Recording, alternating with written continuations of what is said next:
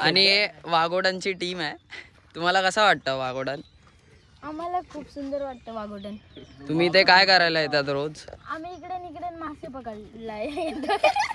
मासे पकडले तुम्ही? हा. खाया मासो खाया.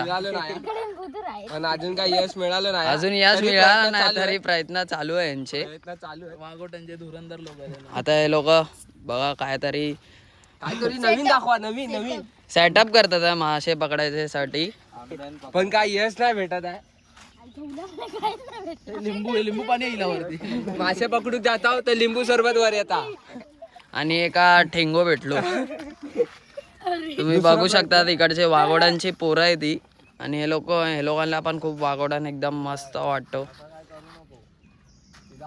हे सर्व इथे मच्छी पकडायला आले आहे. इकडे गावी लय मजा येतात. हा, आता पावसाळा सुरू झाल्यावर मग आम्ही आता पेऊ जाणार. पेऊक जाणार आहे लोक. इथेच पेवता हो. नाही इकडे आहे ना गावी.